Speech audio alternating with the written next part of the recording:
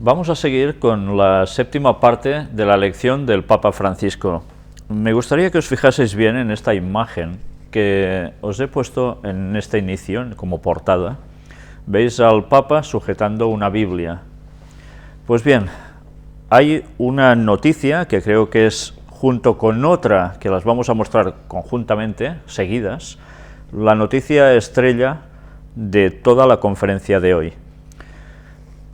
Pero eso llegará en su momento. Pésame atentado en Boston. El pésame de la Iglesia Universal y Local por la tragedia de la Maratón de Boston.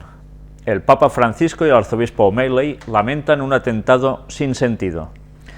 Ya sabéis que ayer estuvimos presentando en la primera parte relacionada con las noticias de actualidad cómo no es tan sencillo como parece ser, que han sido dos terroristas los que han actuado haciendo la masacre de Boston, etcétera, etcétera, sino que parece ser que hay bastante más cosa por detrás.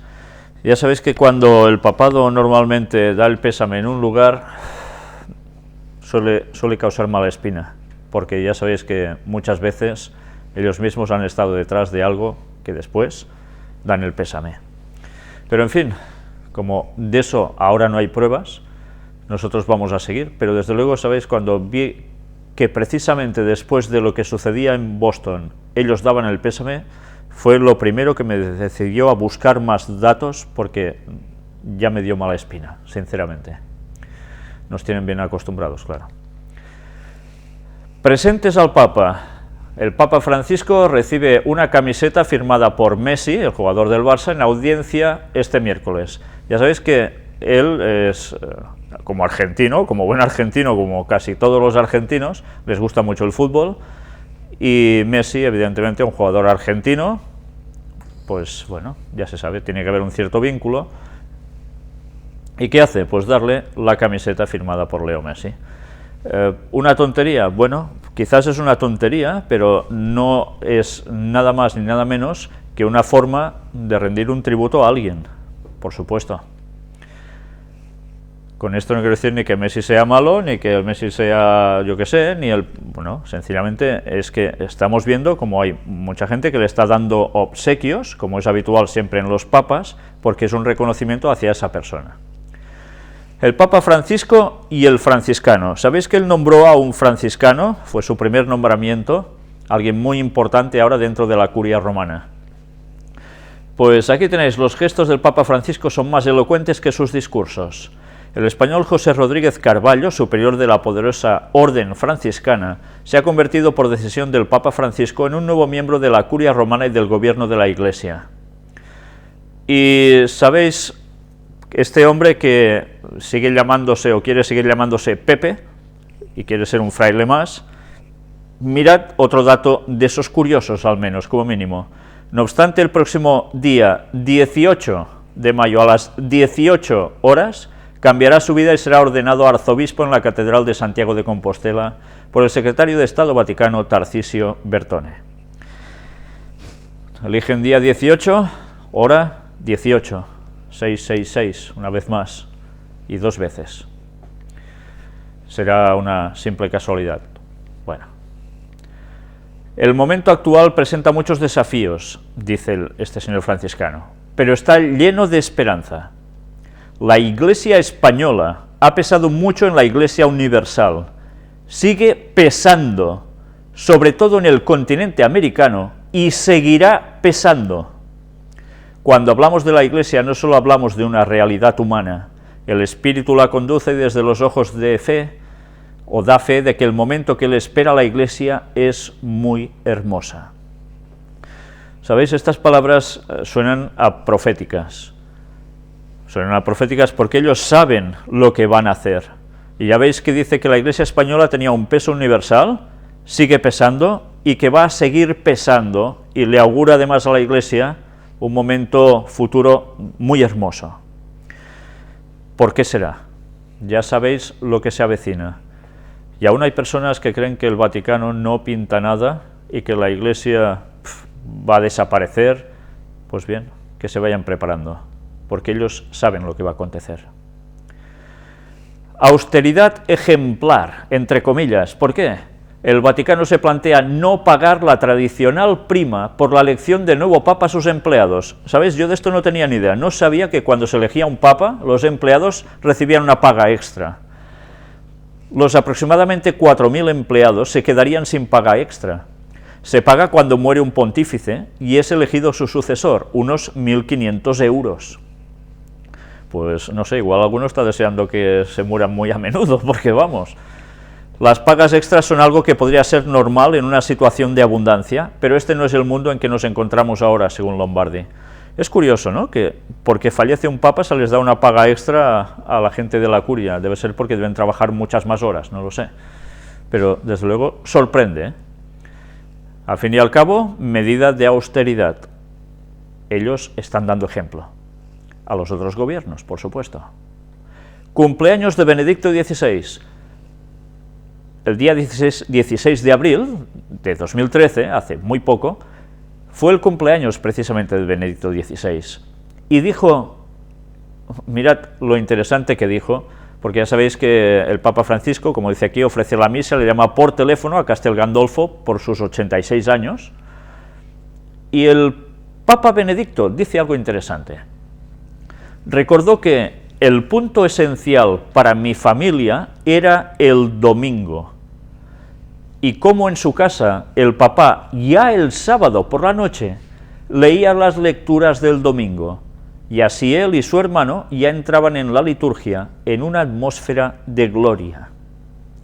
Y que el domingo cuando iban a misa, yo tenía mi casa cerca de Salzburgo, y por ello tuvimos mucha música de Mozart, Schubert y Haydn, y cuando comenzaba el Kyrie era como si se abriera el cielo, y después en casa era importante, claramente, el gran almuerzo todos juntos. Mirad cómo él dice de que ya observaban el domingo de un modo esencial, dice que era el punto esencial para su familia. Y mirad cómo además lo preparaban ya el sábado por la noche. Lo mismo que un cristiano auténtico que guarda el sábado tiene que hacer el viernes por la noche, cuando anochece ya hacia el sábado, pues ellos evidentemente trasladan la misma festividad pasándola a lo que ellos dicen el día del Señor, el domingo, que realmente no es así, que sea el día del Señor, ya lo sabemos, es el sábado, pero ellos lo pasaron a este día. Y aquí él recalca que eso creaba una atmósfera de gloria. ¿Sabéis? Nos está dando ya una lección de lo que tendrá que ser el domingo para de aquí un tiempo para todos. Ese es el propósito que ellos van a instaurar otra vez. También hay algo que dice de que era como si se abriera el cielo. Bueno, hemos hablado mucho de las puertas dimensionales en ciertos momentos, ¿eh? Cómo se llegan a abrir y por qué. Pues bien, estemos atentos porque el pasado se repetirá y ellos seguirán haciendo lo que deben hacer, y no solo ellos, lo tendrá que hacer todo el mundo. Y hablemos sobre la máscara del Papa. No me estoy refiriendo a que lleva una máscara y hace cosas y en verdad por dentro es otra. Eso ya ahora ya no lo voy a plantear porque la cosa ha quedado bastante clara hasta aquí. Pero vamos a hablar de máscaras literales. La máscara del Papa Francisco hace furor en Río de Janeiro, donde va a haber la Jornada Mundial de la Juventud. Aquí veis solo una fotografía, hay muchas más, de la fábrica que está haciendo las caretas, las máscaras, con la cara del Papa Francisco sonriente, porque dicen que, claro, son muy aceptadas por el pueblo, porque es un papa humilde, con un carisma especial, y al ser el primer papa sudamericano, pues esto, bueno, va a salir como churros. Harán su agosto. Pero bien, ¿esto qué está señalando? Que verdaderamente hay ganas de este papa.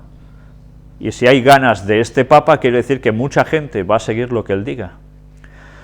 Y hablando de que va a seguir lo que él diga, vamos a ver las reformas. El Papa crea un grupo de 8 cardenales para que le aconsejen y revisen la curia. Los elige de 5 continentes, representantes. Pero, ¿sabéis? Hasta aquí todo parece muy normal. Él elige a 8 personas, 8 cardenales, y esta gente va a ser prácticamente la que dirija el asunto del Vaticano. Hay una reforma de gente, un cambio también. Ahora nosotros no vamos a entrar en detalles quiénes son estos 8 cardenales, luego vamos a verlo con más detenimiento y veréis si realmente las reformas son reformas. Se nos dice aquí la revolución de Francisco, reacción positiva de los medios a la decisión del Papa de gobernar la Iglesia y reformar la curia colegiadamente. Los medios públicos dan por bueno que realmente el Papa haya hecho este cambio, señal de que quiere cambiar la Iglesia y llevarla a un muy buen funcionamiento. Pues bien, ya veremos a qué personas ha elegido para llevar a cabo esta labor. Limpieza de imagen del Vaticano. Él parece que está intentando hacer eso, ¿no? Como ya empezó Benedicto XVI, él quiere seguir por el mismo camino. Pues mirad qué limpieza se deberá hacer, porque aquí extraemos del periódico El Mundo la Argentina nazi, y diréis, ¿y qué tiene que ver la Argentina nazi con la limpieza que el Papa pueda hacer dentro del Vaticano? En esta imagen veis lo que aquí pone, fue el mayor mitin de ese tipo realizado nunca fuera de Alemania. ¿Sabéis? Argentina podía haber caído en las manos del nazismo tranquilamente, pero al final una serie de circunstancias hicieron que esto no fuera así.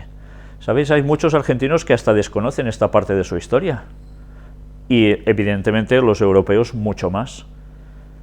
Pero en las inmediaciones de la Segunda Guerra Mundial, todo esto podía haber hecho que Argentina fuese un país totalmente distinto. Sabéis que cuando hubo la Segunda Guerra Mundial, se dio una circunstancia. Los nazis, la gente que había trabajado para Hitler, y Hitler evidentemente trabajaba para alguien más, que ya lo sabéis, estas personas, no todos fueron apresados, algunos huyeron. ¿Y dónde huyeron? ¿Y cómo huyeron? ¿Quién les ayudó? ¿O fueron solitos? Mirad lo que pone este artículo, en el apartado Segunda Guerra Mundial. En septiembre de 1939 estalló la Segunda Guerra Mundial y Argentina se declaró neutral en el conflicto, a diferencia de la mayoría de países latinoamericanos. Tardíamente, en 1945, ante la evidente derrota del Eje, le declaró la guerra a Alemania. A poco de la victoria de los aliados, surgía la llamada Odessa al Sur. Se trataba de una red pro-nazi para la huida de Europa de los jerarcas y criminales de guerra a través de la llamada Ruta de las Ratas, con la ayuda del Vaticano. Por el puerto de Génova, el cardenal primado Santiago Copello movió influencias con el gobierno peronista y hubo visas de ingreso para muchos. Así se calcula y está documentado que unos 68 criminales de guerra nazi que huían de los aliados consiguieron refugio en Argentina. Adolf Eichmann ingresó con un pasaporte italiano falso a nombre de Ricardo Clement el 14 de julio de 1950 en el vapor Giovanna C., el ideólogo de la solución final para la cuestión judía que deportó a millones a campos de exterminio en Europa. Se radicó en el barrio bonaerense de San Fernando y hasta llegó a trabajar en la planta local de la automotriz Mercedes-Benz. Y así el listado va siguiendo. Pues tendrá que limpiar también esa imagen, ¿no? De cómo el Vaticano ayudó a elementos nazis a huir a Argentina. Es impresionante. Mucha gente desconoce esta parte de la historia. Y es más, el Vaticano muchas veces ha negado estos vínculos. Pero los datos están. Aquí veis más fotografías de esos meetings que se hacían, que realmente eran prácticamente clavados a lo que se hacía ya en la Alemania nazi, con mano alzada, como veis aquí, una multitud tremenda de gente, o sea que no eran 4 gatos los que estaban siguiendo esta ideología. Ya lo veis, son grandes cantidades de gente, en unos pabellones inmensos. No es poca cosa, ¿eh? Pues bien, ya habéis visto que la limpieza del Papa tendrá que llegar muy lejos, ¿eh? Si es que realmente quieren cambiar las cosas. Y como ya sabéis que Roma no cambia, ya os podéis imaginar que esto no va a alterarse. Pero bien, vamos a ver ahora otra etapa del Papa y Rajoy, Mariano Rajoy, el presidente de España. El Papa y Rajoy hablarán del paro, la educación y la defensa de la vida. Ayer ya estuvimos presentando ese encuentro en el apartado de noticias y cómo además el Papa le ha dado una serie de directrices, parece ser, o el Vaticano ha dado una serie de directrices a seguir por el gobierno español, porque después ya hemos visto como Gallardón, el ministro Gallardón, empieza a querer poner en práctica cosas que son mensajes del Vaticano mismo. Pues bien, aquí destacamos, preguntado sobre una posible visita del Papa a España, señaló que desconoce tal extremo, pero ha reconocido que deseos por parte de España y por su parte existen. No obstante, explicó que en 2015 se celebrará el centenario del nacimiento de Santa Teresa, muy querida por el Papa, y es un motivo grande, indicando que podría venir con ocasión de este acontecimiento. Mirad que aquí dicen de que puede ser que el Papa visite España en el año 2015 por la circunstancia del nacimiento de Santa Teresa. Veremos cómo además hay otra fecha de otro año para que también el Papa visite España. Pero mientras sigamos con esto, el Papa Francisco recibe a Rajoy, con el que charla en privado durante 24 minutos. Es la primera audiencia del pontífice con un líder europeo, o sea, el primero de Europa, Mariano Rajoy. Rajoy ha acudido al Vaticano con su mujer y el embajador. Rouco, el cardenal Rouco Varela, pide a Rajoy que cambie la ley del aborto y del matrimonio gay. Y así la cosa se va planteando al gobierno. Veis el momento en que Mariano Rajoy le ha dado una camiseta de la selección española también al Papa. Como se ponga todas las camisetas que le regalan. Mirad qué nos surge de aquí. El presidente del gobierno tenía previsto trasladar al Papa su deseo de preservar y profundizar las excelentes relaciones que considera que existen entre España y el Vaticano, una vez superadas algunas cuestiones de la etapa del Ejecutivo socialista que fueron vistas con recelo por la Santa Sede.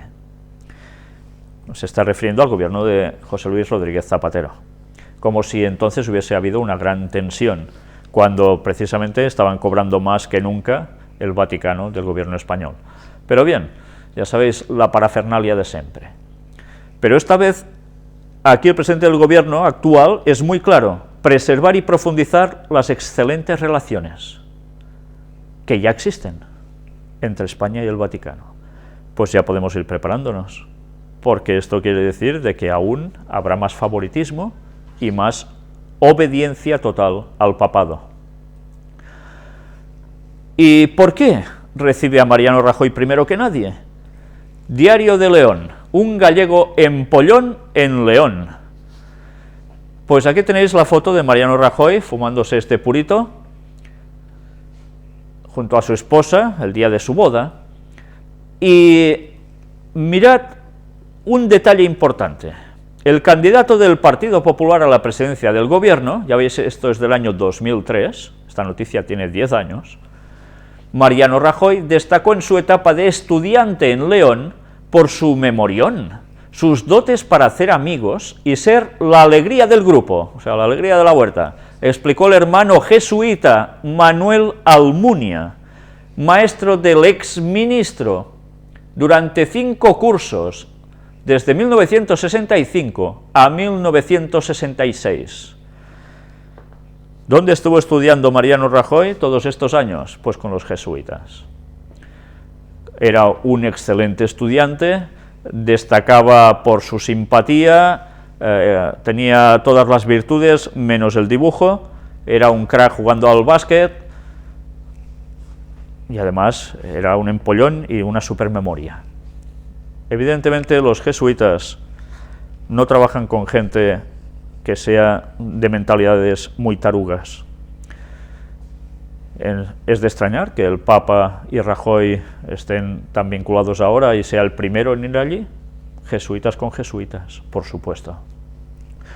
En este blog aparece Opus Dei, masones y exfranquistas en el nuevo gobierno, 22 de diciembre del 2011, Decía el masón y estudiante jesuita Mariano Rajoy, etcétera, etcétera. Bien, yo no he podido determinar que sea masón, no lo he podido determinar. Aquí ellos lo expresan así en este blog, o quien haya sido, pero sí que evidentemente era un estudiante jesuita, eso está claro. Rajoy, tras 24 minutos con el Papa: ha sido una alegría, estábamos necesitados de ella. ¿Nosotros estábamos necesitados de la alegría de tener este encuentro con el Papa? Bien, Rajoy se expresa en un término muy abierto y muy plural. Sobre el libro, Rajoy le explicó que el original se encuentra en la Biblioteca Nacional Española de Madrid, ya sabéis, un presente de esos que se regalan. El Papa obsequió a Rajoy con una pluma realizada por los museos vaticanos. Cuando se despidió del Papa, Rajoy le dijo: ha supuesto una gran alegría la audiencia, estábamos necesitados de ella. O sea que se va muy satisfecho, muy feliz, porque lo necesitaba como agua de mayo. Reiteró la invitación de que visite lo antes posible territorio español. Ya lo ha invitado, evidentemente. El gobierno español está convencido de que la condición de latinoamericano de Francisco puede imprimir un sello especial a su relación con España.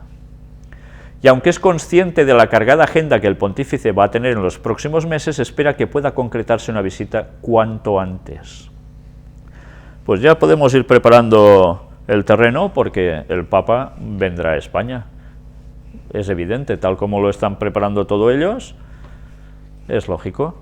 Visita, ¿a dónde quiere ir? ¿Santiago de Compostela? El camino del Papa Francisco a Santiago. La gente está contenta porque seguramente es donde irá a parar. La celebración en 2014 del 8º centenario de la peregrinación de San Francisco de Asís a la capital gallega, donde casi un milenio después mantiene su labor el convento que fundó. Francisco de Asís, San Francisco de Asís, ya fue en su peregrinaje hasta Santiago de Compostela. De esto hace ya, lo veis, casi un milenio.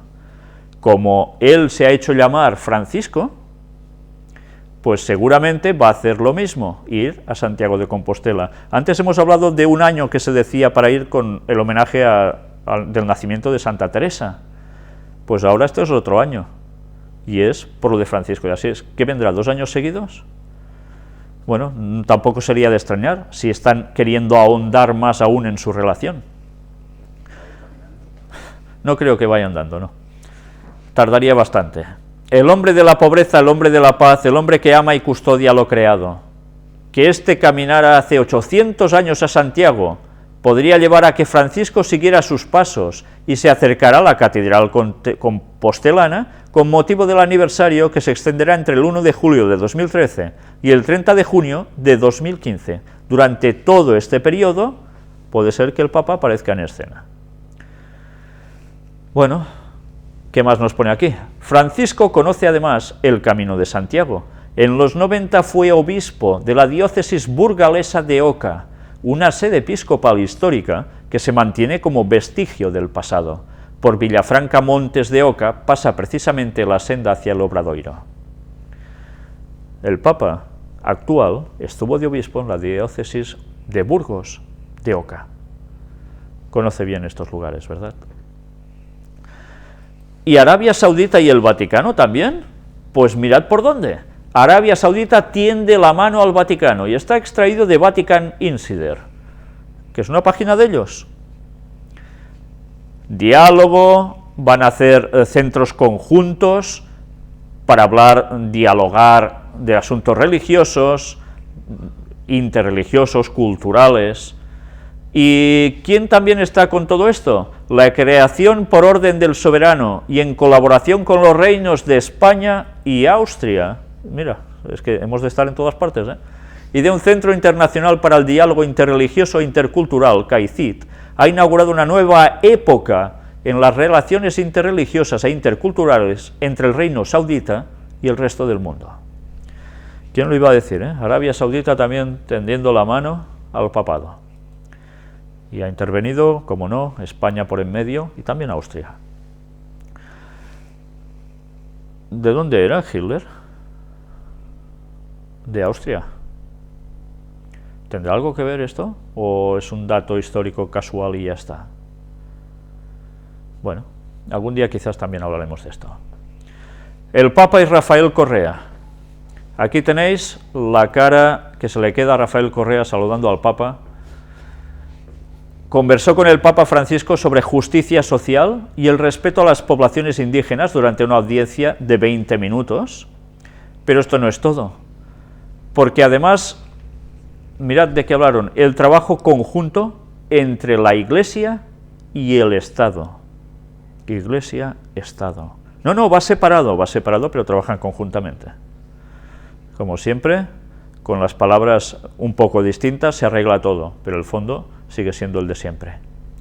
Pero mirad también qué dice. Otro de los temas tratados fueron el valor de la solidaridad, la búsqueda del bien común y la protección del medio ambiente. Ayer dijimos, quedaos con el dato del medio ambiente, porque va a ser algo clave para el papado y para el nuevo orden mundial. Mirad si no, protección del medio ambiente. Lo que tú hagas afecta a todos, es el bien común. Por tanto, hace falta una ley para todos. Y ya sabemos quién va a llevar a cabo esa ley. Y ahora movemos también un apartado sobre las Madres de Mayo de Argentina. Ya sabéis, esas señoras que perdieron a sus maridos, sus hijos también, sobre todo, ¿cuándo? En los momentos muy graves que pasó Argentina hace unos años. Madres de Plaza de Mayo condenó a los miembros de la Iglesia católica, por cierto, claro, cómplices de la dictadura. Y aquí se quejaron, y mucho. Durante el acto realizado en la Plaza de Mayo, 5 testigos aportaron sus testimonios sobre la complicidad de la jerarquía católica de entonces, y esto es noticia del 24 de diciembre del año pasado, con el terrorismo de Estado, además de señalar el rol que jugó el arzobispo de Buenos Aires, cardenal Jorge Bergoglio, en la desaparición de los curas de la Compañía de Jesús, Orlando Iorio y Francisco Jalix. Hace más, es del año 2010. Imaginaos si esto ya rondaba de hace tiempo. Y diréis, es curioso, sale esta noticia que confrontaba el tema de los problemas que tuvieron con la dictadura estas señoras, con la muerte de sus hijos, y que ellas criticaban lo que estaba haciendo el cardenal Bergoglio también como participante de todo esto. Y mirad qué sucede con el paso del tiempo. Esta noticia es actual, del día 18 de abril. Francisco responde a una carta de las Madres de Plaza de Mayo. El Santo Padre comparte el dolor de tantas madres y familias que trágicamente perdieron a sus seres queridos en ese momento de historia argentina. A mí me recuerda lo de Boston. Y en la carta, además, al concluir, le dice: estimada señora, el Santo Padre comparte su dolor, porque no es el Papa mismo el que escribe, y de tantas madres y familiares que han padecido y padecen la pérdida trágica de seres queridos en ese momento de historia argentina. Y así, dice además, con afecto, concluye la misiva, les imparte una particular bendición, como si no esperanza y aliento a la vez, que pide el favor de que recen y hagan rezar por él. Con saludos cordiales, Tararí que te vi. El Papa pidió a la presidenta afianzar la concordia y el diálogo. Esta noticia, ya sabéis, se reunió con Cristina Kirchner. El pontífice dijo que los argentinos anhelan un presente sereno, en un mensaje enviado a Cristina Kirchner hace un mes que el gobierno no difundió. El gobierno ha tenido este trato, pero no ha querido difundirlo. Bien, ya sabéis que hay un tejemaneje político impresionante, pero desde luego el encuentro ya se dio y se están buscando esos nexos de comunión y de dirección para Argentina. Y el papado está marcando las pautas. Pero mirad qué aparece curiosamente en esta carta, o en este escrito. Tanto es así que el miércoles próximo el Papa saludará al final de la audiencia general a Estela de Carlotto, presidenta de las Abuelas de Plaza de Mayo, quien fue muy crítica de la elección de Bergoglio por su accionar durante la última dictadura militar. El Papa ya había tenido un gesto similar cuando le envió un mensaje a G.B. de Bonafini, quien también había cuestionado su designación. Lo cuestionan, lo critican por lo que él había hecho, y él pues prácticamente ¿qué hace? Pues los saluda y los bendice casi, ¿no? Bien. No se limpia mucho la imagen así. Pero bueno, es lo que hay. Y veamos cómo, si es lo que hay, que sigue el escándalo. Antes hemos dicho que ha elegido a 8 cardenales. Mirad que aparece en esta página de protegeatusHijos.org, donde dice: insólito, el Papa Francisco nombra como asesor al criminal y encubridor pederasta cardenal Errázuriz. Nosotros vamos a ver el vídeo. Es interesante, estad atentos a lo que aquí se comenta. Bueno, ¿cuál es la reacción? Algo ya conocemos, pero la reacción suya particularmente después de conocer el nombramiento que hizo el Papa Francisco del cardenal Errázuriz. Bueno, ha sido una noticia sumamente fuerte para nosotros, para mí en particular. Es algo que sinceramente no esperaba. No esperaba porque hoy en día muchas veces la gente pregunta y cuestiona elementos que son de la causa en la investigación de una ministra de la justicia chilena en que falla, ¿no es cierto?, claramente sobre estos delitos penales y en los cuales consta, ¿no es cierto?, en toda su investigación declaraciones como la de Monseñor Escudero, que fue el primer juez, el primer investigador, ¿no es cierto?, junto a un notario eclesiástico el 2005, en que le entrega un dossier al cardenal donde indica la necesidad de investigar y de enjuiciar a Caradima. En ese momento, el arzobispo Santiago archiva este dossier con todos los elementos graves que estaban involucrados y se da por cerrado. A mí me llama la atención que el señor cardenal, ¿no es cierto?, hable de que él es un juez y que un juez, ¿cuándo se ha enjuiciado a un juez? La verdad es que él fue juez en ese momento y cerró la causa. Y la causa solo se reabrió después con Fermín Donoso, el 2009, cuando empezó todo un proceso en el cual, al no tener ningún tipo de noticias sobre esto, nos vimos nuevamente obligados a reabrir una nueva causa, pero frente al canciller de la Iglesia, Hans Kast, el 2009. Si es que no se hubiese dado, digamos, esa nueva instancia de investigación frente a Hans Kast y un notario de apellido Muñoz, esto tampoco habría seguido avanzando. Entonces, cuando se refiere él como juez de la causa, la verdad que él como juez falló en el 2005 y decidió taparlo con tierra. Y nosotros nuevamente tuvimos que reabrirlo, y ahí se sumaron una serie de otros testimonios que hicieron que el Vaticano, porque el señor Errázuriz se lavó las manos y envió esto al Vaticano, él no hizo ningún juicio. Entonces se autodeclara de juez con qué, digamos, atribución. Lo cual para nosotros fue un golpe durísimo, porque nosotros acudimos inicialmente a la Iglesia, considerándola, ¿no es cierto?, como la madre Iglesia, y lo único que recibimos fue retraumatización y encubrimiento. Pues ya habéis visto qué declaraciones tan contundentes. Y esta es una de las personas, de los 8 elegidos del Papa, para cambiar el Vaticano. Aquí tenéis: Papa Francisco nombra a 5 sacerdotes con antecedentes criminales para impulsar reformas en Iglesia. Y mirad qué descripción se da aquí.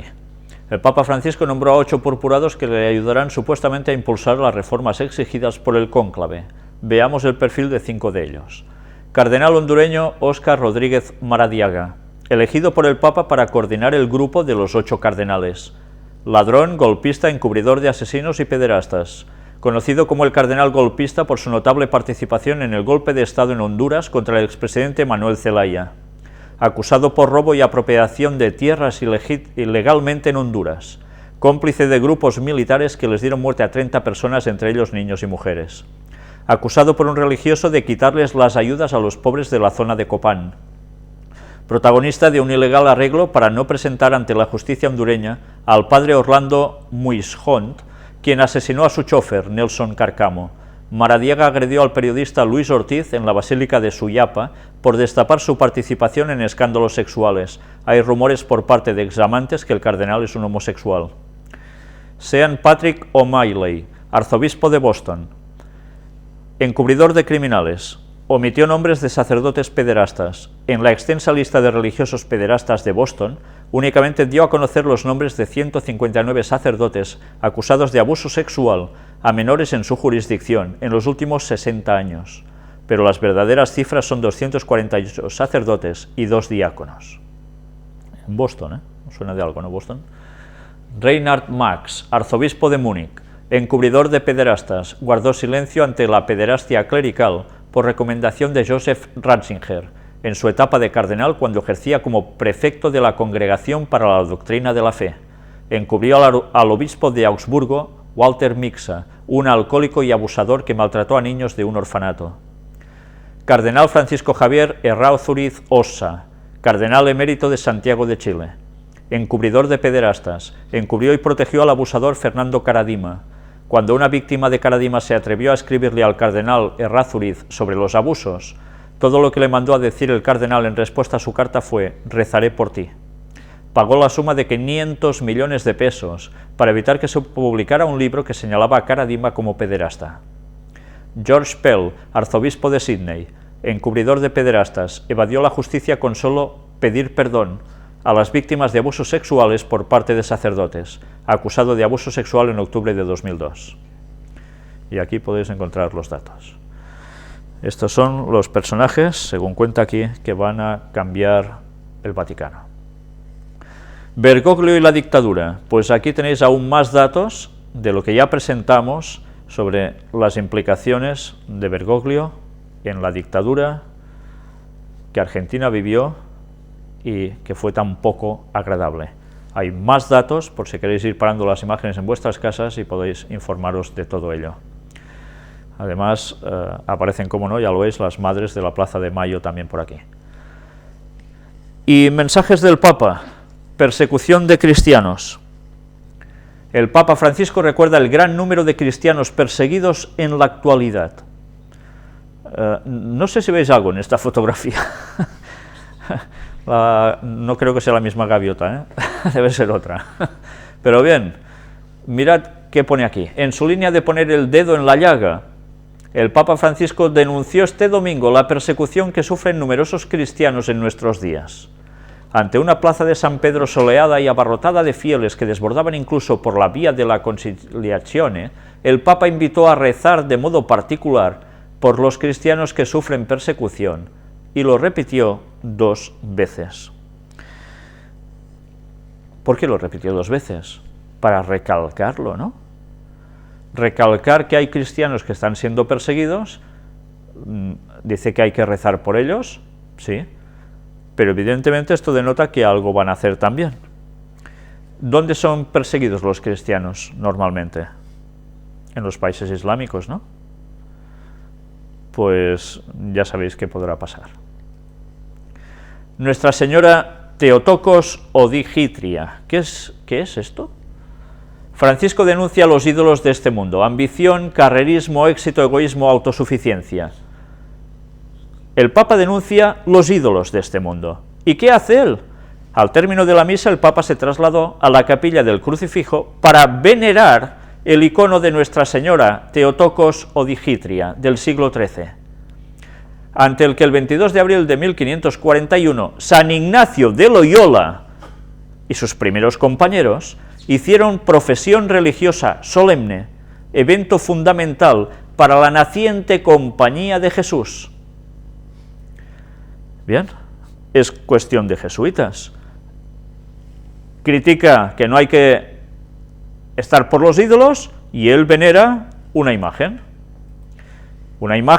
que, cómo no, ya lo veis, los jesuitas, Ignacio de Loyola y sus primeros compañeros, los que fundaron la orden, ya habían hecho lo mismo, ir a venerar ese icono.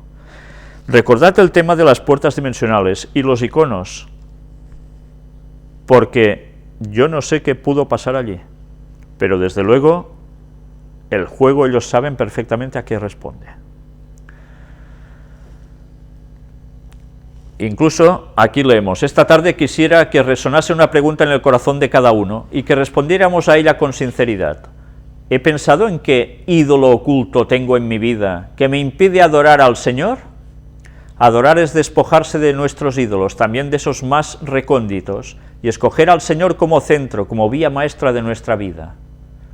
Sigue denunciando a los ídolos ocultos y se va a un icono de una Nuestra Señora.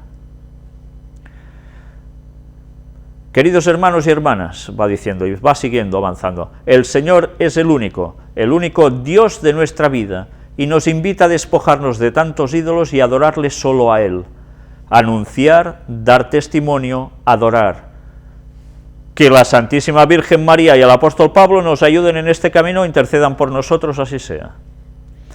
Pero si es el único camino el Señor, ¿por qué hemos de pasar a través de la Santísima Virgen y el apóstol Pablo, que están muertos y que no están disfrutando del cielo para nada aún, esperando la resurrección como el resto de personas? Desde luego es un mensaje impresionante. Por un lado, critica no tener ídolos por en medio, y por el otro, evoca a un icono de la que habéis visto, más además invocar a la Santísima Virgen y al apóstol Pablo.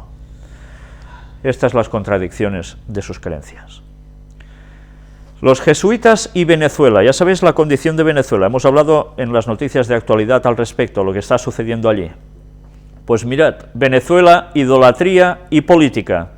Un análisis desde el país peligrosamente polarizado tras las elecciones y denuncias de al menos 3.000 irregularidades en los comicios de ayer. Sabéis que hubo elecciones, al final ha sido nombrado el señor Nicolás Maduro como el presidente. Su rival se está quejando continuamente, la población, mucha parte de ella también, y mirad qué aparece en este escrito. Este nuevo fenómeno de culto post-mortem a una figura política, evidentemente está haciendo referencia al anterior presidente, Hugo Chávez, fusiona elementos propios de las creencias indígenas, la santería y la brujería, a la vez que se mezclan con celebraciones eucarísticas y oraciones comunitarias presididas por miembros de la comunidad católica y de otras confesiones religiosas.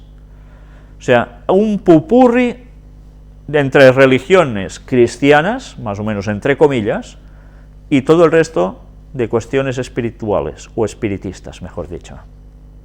Esto es un escrito de ellos, pero mirad qué más dice.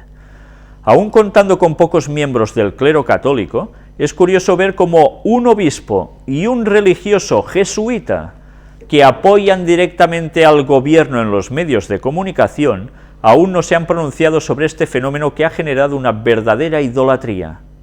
¿Dónde está su verdadera fidelidad? ¿En ser seguidores de Cristo y apóstoles de la fe?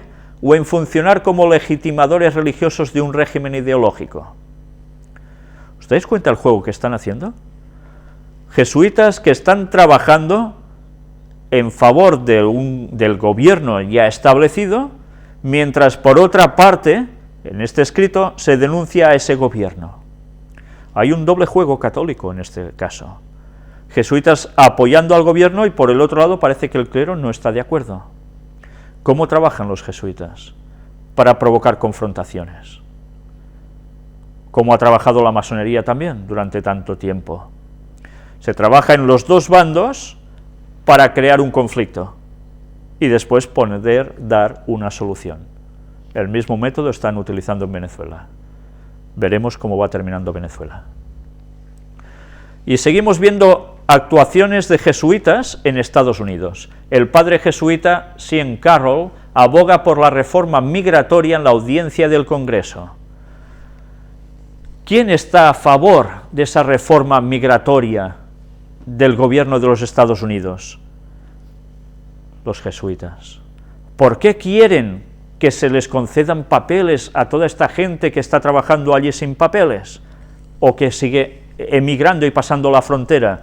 Pues porque la mayor parte de esas personas que están cruzando y están siendo ya ciudadanos de Estados Unidos, aunque sea irregularmente, la mayor parte de ellos son católicos romanos, la cual cosa a ellos les favorece para los propósitos de lo que quieren instaurar en Estados Unidos. Los jesuitas, cuando hacen algo, no siempre es por una ayuda, porque es muy bonito ayudar y ya está.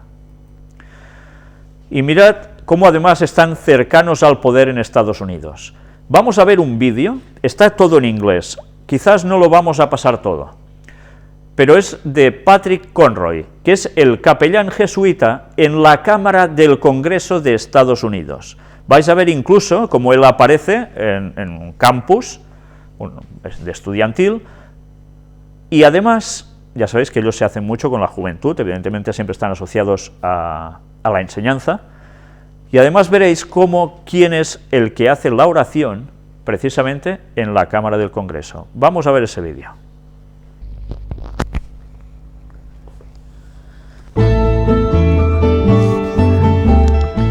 I'm an Oregon Province Jesuit. I was born in Everett, Washington.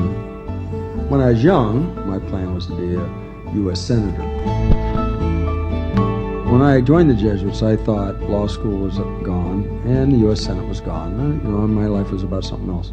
I was teaching high school and coaching softball when I had a conversation with my provincial, and he said, a position's come open and I'd like you to apply for it. And that was this one at the House of Representatives. God didn't forget my bucket list.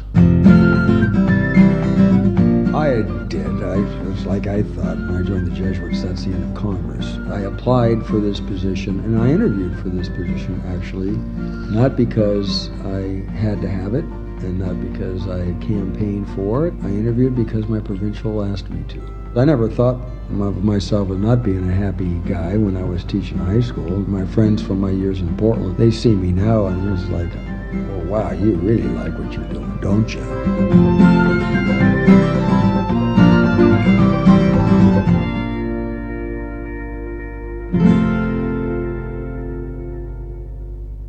Prayer has been happening in the House of Representatives since the very first Congress. And that opening of the House every day is itself a liturgy. House will be in order. Prayer will be offered by the chaplain, Father Conroy. Let us pray. Lord, the People's House returns as the community in Connecticut begins to lay their little ones to rest. Bless the families of all whose lives were so terribly cut short with peace and consolation. Help them. Help us all. I have worked with Father now since he came here in 2011. Prior to that, I worked for the previous chaplain for 5 years. He's brought a different take in that he's a little more outgoing. Father Coughlin was not interested in playing softball or baseball with the members, and Father Pat got very excited and was right out there on that field right away. The analogy of my ministry here is the analogy of being a campus minister, which I did for 13 years. I always ate in the student dining room, and so students knew I was there. They knew where they could always find me. The college cafeteria here is the floor of the house when votes are happening, because everybody's got to be there. So I'm there. If I sat in my office, I would see 5 members of Congress a week. I'm certainly the only official person that members of the House of Representatives know they can talk to without having to make a pitch or without having to worry about where this is going to show up. I described Father Pat with a great sense of integrity, also a great sense of humility. We said to him something about, are you excited to be here? Yes, but I really, left it in God's hands, and I'm here because this is where I'm supposed to be. And it was quite startling. I'm only the second Catholic. My predecessor was the first. So it took 210 years for the Congress of the United States to select a Catholic chaplain. Well, that's a story too.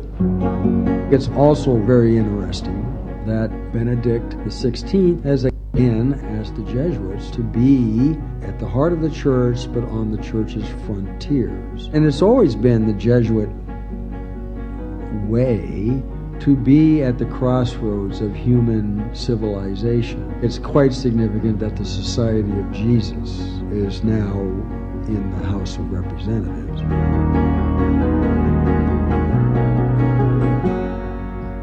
Personally, one of the great things about being here is that I have a front row seat in a significant venue for this attainment of greatness. So last night, Faith and Politics has their annual dinner, and they're giving an award named after John Lewis. Their principal event every year is they schedule the Codell to Alabama to remember the events of Bloody Sunday. When Congressman John Lewis, who is here today, was a 23-year-old graduate student, led the march over the Edmund Pettus Bridge in Selma, Alabama, and got beat within an inch of his life. The United States has forever changed. Well, this is no longer teaching high school freshmen. I mean, I can walk up to this man every single day and thank him for who he is and for what he's done. And that's hard to beat.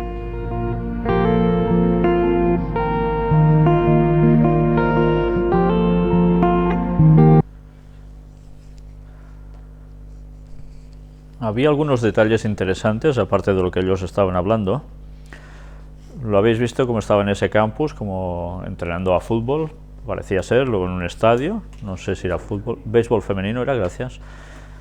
Y después, ¿os habéis fijado en algún otro detalle? Evidentemente salían las siglas IHS, de los jesuitas, y había un detalle también, que aparecía en su mesa, de una jarra para beber, donde aparecía Georgetown. ¿Qué es Georgetown? Ahora vamos a hablar de Georgetown en breve. Y algo que ha acontecido en Georgetown.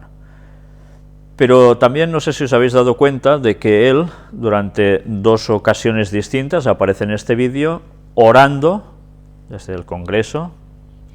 Una cuestión era para los asuntos del Apolo 11, si no recuerdo mal, y el otro para otros menesteres, que fue llamado al iniciar la sesión del Congreso con una oración. Ya sabéis que normalmente empiezan así en el Congreso.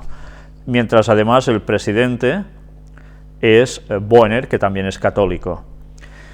¿Sabéis? Cuando yo estaba viendo la imagen de ver a un jesuita orando en ese estrado, estaba pensando, ¿qué hubiese pasado si al principio de crearse los Estados Unidos de Norteamérica, en su primera sesión, se encuentran a un jesuita al que ellos mismos dan pie para que haga una plegaria ante todos ellos? Cuando precisamente estaban totalmente en contra del movimiento católico, que fue necesario que los jesuitas tuviesen que trabajar con sus infiltraciones y luego sus teóricas bondades llegando a ese país para ayudar, enseñanza y demás, para irse ganando poco a poco el buen anclaje entre los habitantes de Estados Unidos. Pero las cosas han cambiado. ¿Sabéis? Cuando Lena White escribía El conflicto de los siglos, allá por el año 1880 y pico, era realmente impensable para cualquier persona de la época que todo lo que ella escribía sobre los jesuitas, lo que iban a hacer, lo que hicieron, y todo lo que estaba aconteciendo en Estados Unidos, y lo que acontecería en un futuro, nadie imaginaba en esos tiempos que fuese algo que iba a ocurrir. Pero ella ya estaba hablando de todas estas cosas, de cómo Estados Unidos iría cediendo, a tal punto que el protestantismo de Estados Unidos tendería la mano a través del abismo a Roma. Y así está siendo, y lo estamos viendo claramente aquí. Las profecías se están cumpliendo.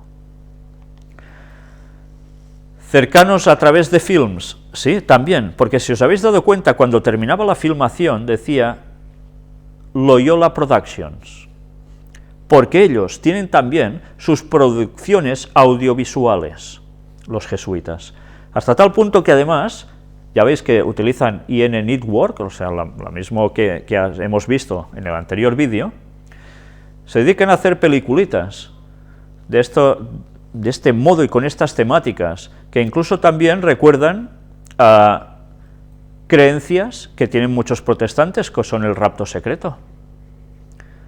Ya sabéis, eso de que estarás tan tranquilo y de repente empieza a desaparecer gente de tu alrededor o te vas tú, y los otros se quedan y no saben dónde has ido, y ha sido el rapto que la Iglesia sufre antes del retorno de Cristo. Y estos no van a pasar por la gran tribulación de la tierra. Ese concepto jesuita fue inventado por los jesuitas, se infiltró entre el protestantismo y ahora tantos lo creen como una verdad, cuando es una solemne mentira y totalmente contraria a la palabra de Dios. Pero ellos incluso hacen películas de esto. Y claro, son seguidas, por supuesto. Y así van llegando a la gente con sus medios de un modo muy cercano. Pero mirad ahora, vamos a hablar de jesuitas, Cataluña, Bill Clinton y el príncipe Felipe. ¿Y qué tiene que ver este pupurri de cosas? Mas Colell, que es este señor que veis aquí, el ministro de Economía catalán, del Govern de la Generalitat de Cataluña, esta semana, ¿dónde ha ido? Viaja a Estados Unidos para reunirse con ejecutivos de la Reserva Federal. ¿Y dónde? ¿En qué lugar? El acto central es una conferencia en la School of Foreign Service de la Universidad, ¿de dónde? De Georgetown. ¿Sabéis? Cuando vi estas imágenes por televisión, enseguida un compañero nuestro, de nuestro pequeño ministerio, me llamó y me decía exactamente lo mismo. Digo, sí, es que lo acabo de ver cuando me he levantado al ponerlo, a poner la televisión, es que es increíble, van a ese lugar. Y además el comentarista decía, que es el enviado especial de TV3 de la televisión catalana allí en Estados Unidos, hablaba de que nunca se ha hablado tanto de Cataluña en Estados Unidos como ahora, y que a ellos les cuesta entender un poco ese movimiento separatista del resto de España en estos momentos de crisis. Y entonces Mas Colell ha ido a explicarles no solo el tema de que Cataluña es un buen lugar aún para invertir, etcétera, etcétera, sino de que la situación de ese sentido de independencia es más fuerte ahora que nunca debido a la presión de España económicamente sobre Cataluña y que esto no se puede aguantar más. Entonces ellos así van entendiendo no solo la personalidad propia de Cataluña, sino además el sentido económico de todo este proceso. ¿Y dónde lo hacen? Precisamente en el centro de los jesuitas.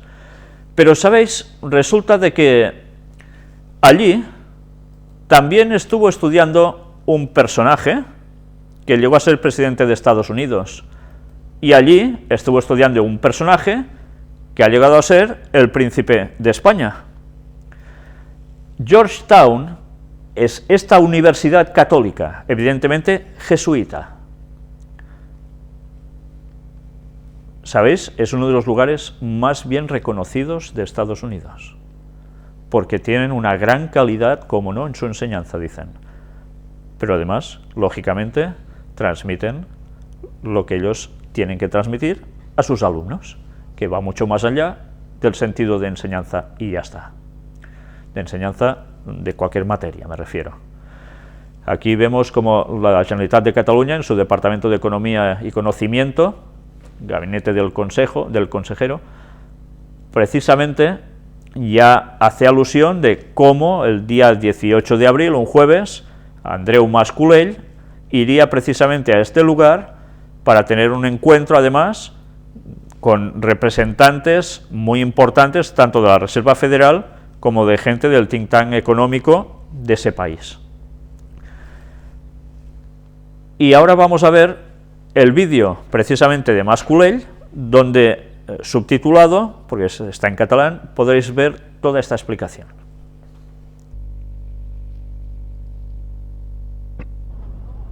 Convidat per la càtedra Príncep d'Astúries de la Universitat de Georgetown, el conseller Mas Colell ha explicat la delicada situació de l'economia catalana a partir de la crisi general a la zona euro. Mai com ara s'havia parlat tant de Catalunya als mitjans nord-americans, que no sempre entenen perquè el govern vol una consulta sobre la independència en plena crisi econòmica.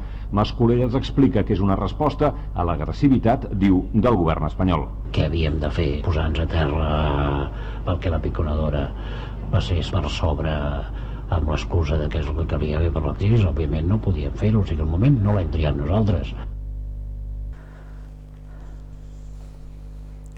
Pues ya habéis visto subtitulado la explicación que más o menos os he dado. El vídeo aún se prolongaba más, pero es igual, la parte importante, creo, y muy importante, que ya se ha podido mostrar en este breve trozo. Mirad aquí precisamente quién saludaba, pues el estudiante jesuita Felipe, príncipe de España, al Papa en su elección, y aquí tenéis a Bill Clinton, que también estaba, como no, al lado de Juan Pablo II. Pues bien, después de ver estas conexiones tan simpáticas, veamos lo que son las dos noticias, diría yo, estrella de toda la conferencia de hoy. Sabéis, son dos noticias que han pasado prácticamente desapercibidas. Vamos por la primera. Papa, familia, Tierra Santa. La casa de las familias del mundo. En Nazaret, una iniciativa pontificia y de la renovación en el Espíritu Santo. Se levantará, por lo tanto, en Nazaret, el Centro Internacional por la Familia, un centro de espiritualidad familiar, formación de vida y de pastoral. ¿Dónde se crió Jesús? En Nazaret, ¿no? Por tanto, se crió con la familia. Allí se hace el Centro Internacional por la Familia.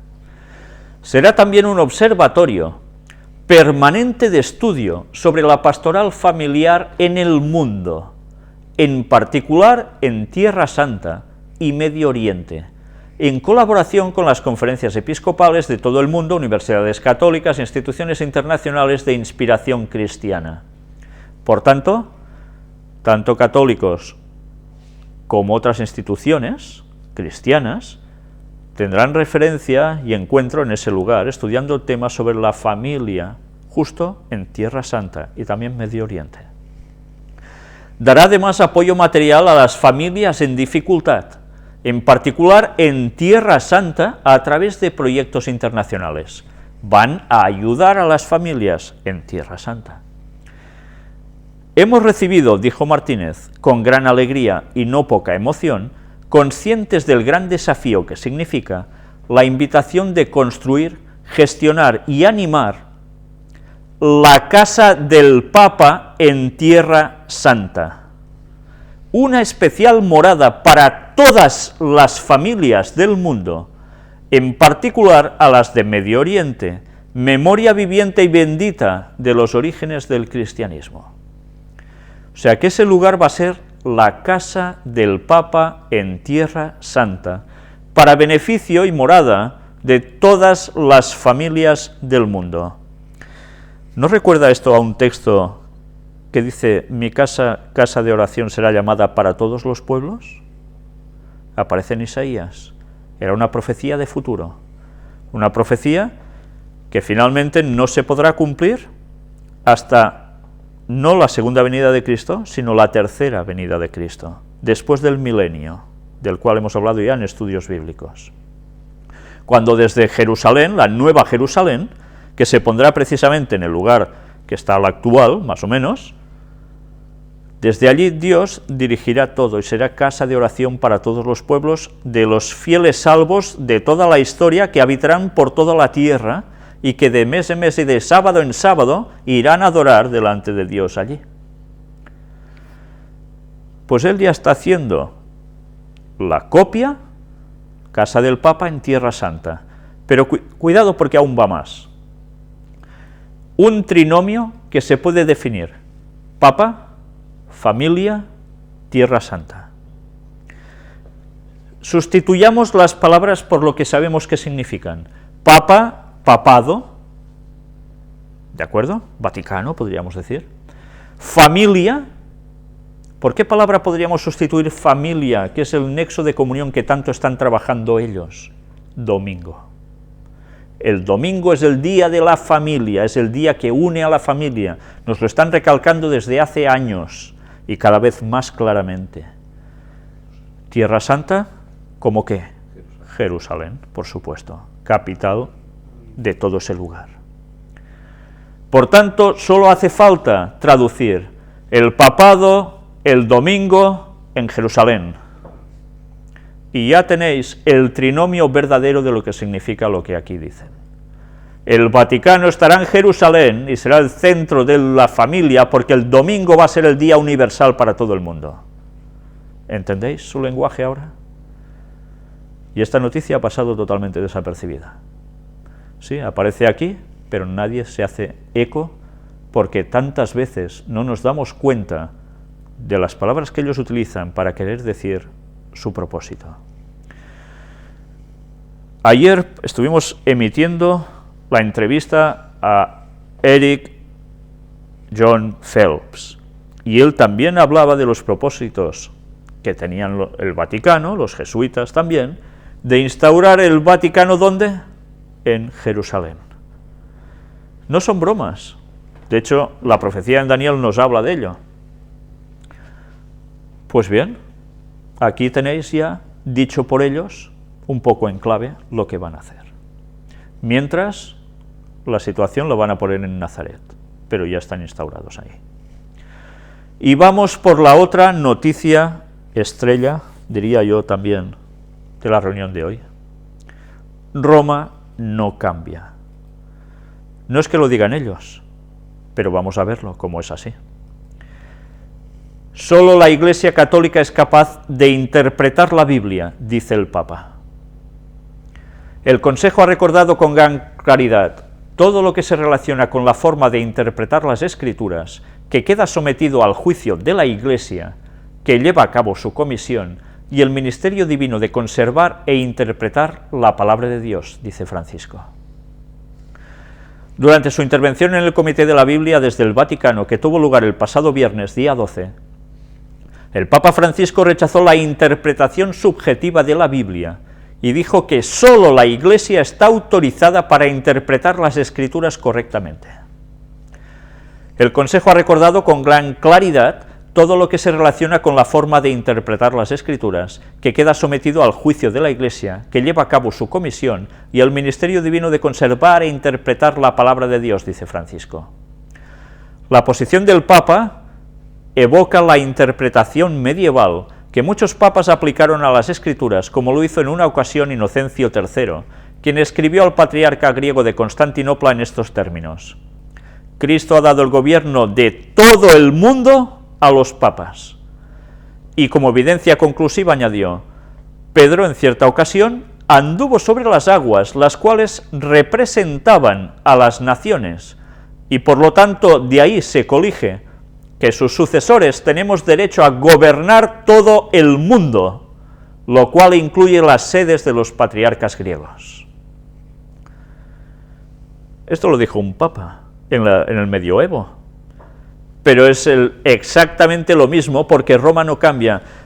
Resulta que el Papa Francisco ha hecho un acercamiento, ya lo habéis visto, ecuménico total, con protestantes, con judíos, con musulmanes, con todos los que ha podido. Pero ahora resulta que sigue diciendo que los únicos capaces de interpretar la Biblia deben ser la Iglesia Católica.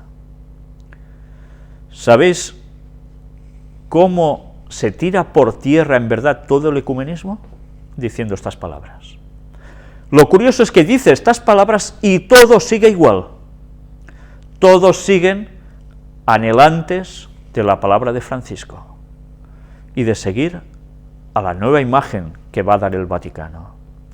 Los protestantes en su inmensa mayoría, ya lo habéis visto en todas las declaraciones que hemos ido emitiendo.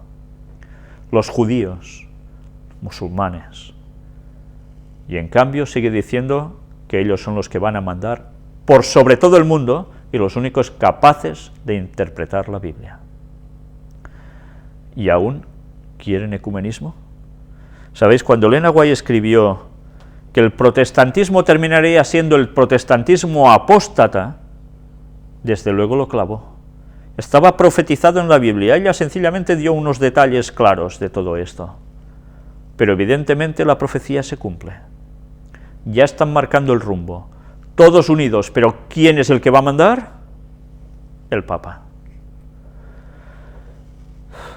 El artículo sigue diciendo: bueno, a mí realmente lo que más me impresionó también con todo esto es esta explicación de que como Pedro iba andando sobre las aguas, y las aguas ya sabéis que ya vimos en profecía que significan muchedumbres, gentes, naciones, quiere decir de que puede andar por encima de todo el mundo, ser los dueños de todo. Alguien me dijo muy acertadamente esta semana, cuando le comenté esta noticia, de que bueno, pero Pedro también se hundió en las aguas. ¿Quiere decir que ellos se van a hundir en las aguas? Pues sí, al final se van a hundir en las aguas. Porque la profecía dice que justo antes del regreso de Cristo va a haber algo muy fuerte que va a provocar también que ellos terminen muy mal. Y por las propias muchedumbres, porque se darán cuenta que los han engañado. O sea que si hacen una aplicación de una cosa, que no se olviden la otra. Sigue diciendo el artículo, pero desde luego una cosa más, es que cuesta entender que se pueda hacer una aplicación de porque Pedro anda sobre las aguas, que quiere decir de que ellos pueden mandar el mundo. Es increíble. Pero bien, es lo que hay. Menos mal que Jesús le dio la mano a Pedro, porque si no... La interpretación o exégesis medieval fue refutada por primera vez por el gran reformador protestante Martín Lutero, quien dijo: la Escritura es su propio intérprete y no necesita de una autoridad superior a ella. Lutero era un hombre de valor. No se escondía para nada, decía las cosas como son, pasara lo que pasara. Si Lutero se hubiese callado y no hubiese hecho este movimiento, ¿qué hubiese pasado? No habría reforma, el mundo no hubiese cambiado, el papado sería dueño absoluto de todo. Sí, Dios hubiese tenido que utilizar a otra persona, pero Lutero cogió el papel que se le encomendó y lo hizo como debía ser, con la ayuda de Dios. ¿Y nosotros no vamos a hacer lo mismo? ¿Nosotros nos vamos a arrugar y nos vamos a ocultar de decir las cosas? ¿Cómo va el pueblo a reaccionar, o una parte de él, si no se les muestran las verdades? Esta es una de las pocas veces que el Papa cita el Concilio Vaticano II, del 1962 a 1965, ya sabéis que duró unos años, y la constitución del Dei Verbum, para hablar sobre el papel de la Iglesia. La Sagrada Tradición, me hace gracia cuando hablan de Sagrada Tradición, transmite la palabra de Dios totalmente, eso es lo que ellos dicen. Por lo tanto, la Iglesia recibe su certeza de todo lo revelado, no solo en las Sagradas Escrituras. Una como la otra debe ser aceptada y venerada con sentimientos similares de compasión y respeto. O sea que la Biblia está muy bien, pero lo que más pesa es la tradición. Por eso no vayas con la Biblia y solo la Biblia, como decía Lutero, porque eso no sirve. Tiene que ser la tradición que pesa en la Iglesia y que ellos son capaces de poner y sacar lo que haga falta. Increíble. La Sagrada Tradición transmite la palabra de Dios totalmente, dicen, Por lo tanto, la Iglesia recibe su certeza. Madre mía. Esta es la tradición que afirma que la interpretación de la Biblia no debe hacerse solo de manera intelectual y debe ser enfrentada e insertada dentro de la tradición de la Iglesia Católica según el Papa. La posición medieval de Francisco, no me extraña que sea medieval, no se llama ya Francisco de Asís, ese es el nombre que se ha puesto, es posible que desagrade a los católicos contestatarios y protestantes que defienden el derecho a la libre interpretación de las Escrituras, lo que el Papa no puede aceptar. La insuficiencia de cualquier interpretación sugestiva o simplemente limitada a un análisis es incapaz de captar el sentido global que se ha construido hace siglos por la tradición de todo el pueblo de Dios. Vaya frases.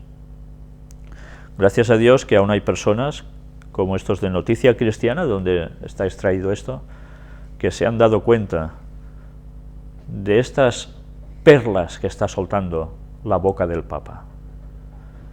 Casi nada. La verdad es que esto nos debería hacer pensar mucho. Todos esos adventistas que han visto en este Papa, este sí que es bueno, este sí que es distinto, este nos va a fastidiar como los otros y más, porque va encaminando el mundo con su forma de proceder, haciéndose el cordero y siendo totalmente un dragón también. Y vamos a terminar hoy hablando de jesuitas y de actuaciones jesuíticas. Pero ¿sabéis? Lo que os voy a mostrar ahora son unas citas de Elena White que no tienen desperdicio. ¿Sabéis? Son ese tipo de citas que molestan, que duelen, que hacen daño. Citas que tantas veces la Iglesia misma adventista deja de lado, porque denuncian claramente la situación que va a pasar dentro de la denominación. Y eso es realmente fuerte. ¿Sabéis? Muchas personas se preguntan, ¿la Iglesia Adventista llegará hasta el final? Vamos a ver qué escribe Elena White al respecto, inspirada por Dios. Review and Herald, 18 de marzo de 1884. El Señor tiene una controversia con su pueblo profeso en estos últimos días. En esta controversia, hombres en las posiciones de responsabilidad tomarán un curso directamente opuesto al seguido por Nehemías. Nehemías fue un reformador en el Antiguo Testamento. Las cosas claras y como debían ser. Está hablando de los adventistas, no está hablando del otro pueblo. Dice que habrá hombres en posiciones de responsabilidad que tomarán un curso directamente opuesto al seguido por Nehemías. Ellos no solo ignorarán y despreciarán el sábado, sino que también intentarán mantenerlo alejado de los demás, enterrándolo bajo la basura de costumbres y tradiciones. Esto va a suceder dentro de la Iglesia Adventista del Séptimo Día.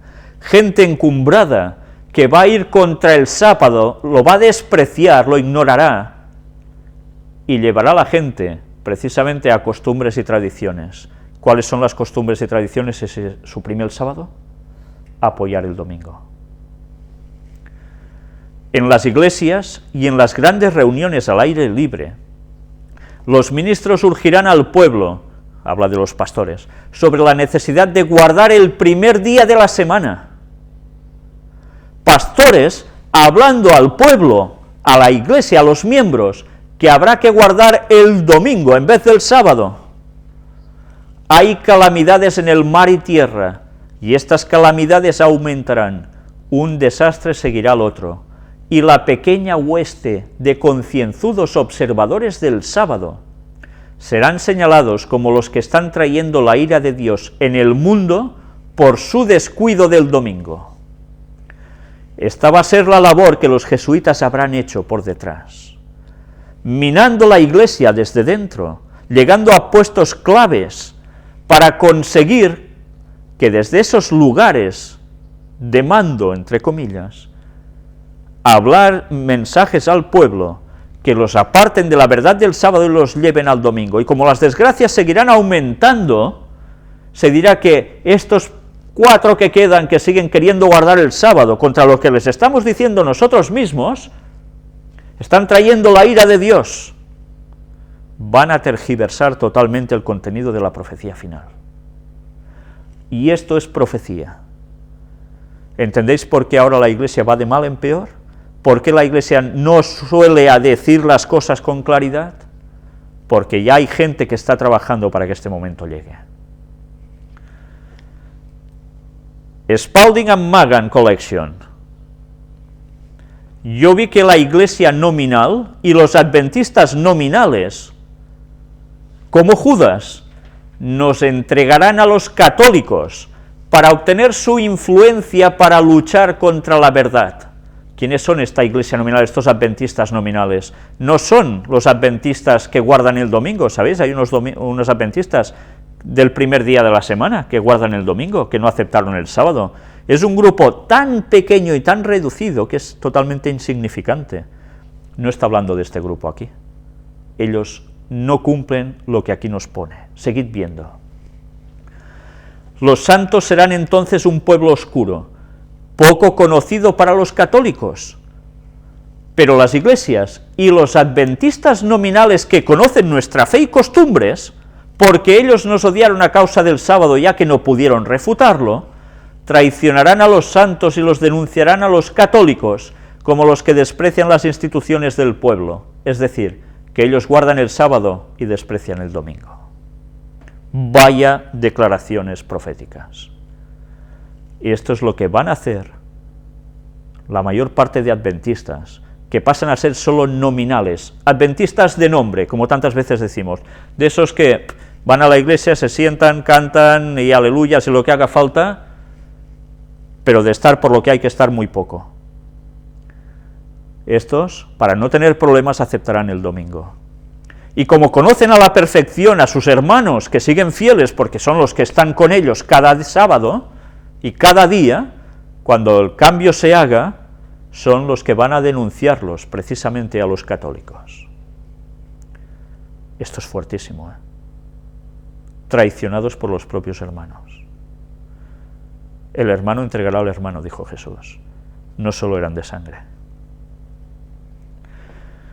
Testimonios, tomo 5. Que los que desean seguir totalmente a Cristo salgan a trabajar, aun cuando eso signifique pasar por alto la autoridad de los pastores y del presidente. Del presidente de la Conferencia General se estaba refiriendo ella. Aunque se diga, no, esto no lo digáis, esto no, porque nos buscamos problemas, no, esto está fuera de lugar, esto... ¿Qué nos dice? Nos los hemos de saltar a la torera totalmente si deseamos seguir totalmente a Cristo, y debemos salir a trabajar, aunque nos quieran hacer callar. Bueno, yo ya no estoy dentro, a mí me echaron, pero los que están aún dentro y quieren seguir totalmente a Cristo, tienen que trabajar diciendo las cosas, la verdad del mensaje del cuarto ángel que se añade a los otros 3. Evidentemente esto no va a ser aceptado fácilmente por muchos, y los problemas los tendrán, pero ellos deben seguir trabajando. En fin, casi nada. Nosotros vamos a dejarlo hoy aquí. Creo que son unas citas suficientemente claras como para dar que pensar y mucho. No estoy diciendo que la gente salga de las iglesias adventistas, que el adventismo es Babilonia ni nada parecido. Sencillamente sed fieles mientras podáis ahí dentro, pero decir las cosas claras. Evidentemente en el momento en que digáis las cosas claras, los problemas estarán. No os amedrentéis, no aflojéis, seguid, porque la labor de Cristo hay que hacerla, guste o no guste a los dirigentes. No todos los dirigentes están podridos, gracias a Dios. Pues bien, ¿sabéis? Son citas que me duelen mostrarlas, porque sigo amando a la iglesia adventista. Pero el mensaje de Apocalipsis sobre el pueblo de la Odisea es muy claro. Se nos iba a vomitar de la boca si no hacíamos lo que debíamos hacer. Nos creíamos ricos, enriquecidos, no teníamos necesidad de nada. Pues sí, parece ser que no estamos tanto en la boca de Dios ya, y que vamos a estarlo menos al final. Los verdaderos adventistas serán perseguidos hasta por sus propios hermanos. Preparémonos para estos momentos. Algunos los hemos de vivir un poco anticipadamente, otros los van a vivir más tarde. Pero sea como fuere, seamos fieles como Lutero en su momento, y como Jesús, diciendo las cosas claras, aunque los fariseos de su época, los dignatarios religiosos, no les hiciese ni pizca de gracia lo que él decía. Que Dios nos ayude a ser valientes y aguantar hasta el final. Amén.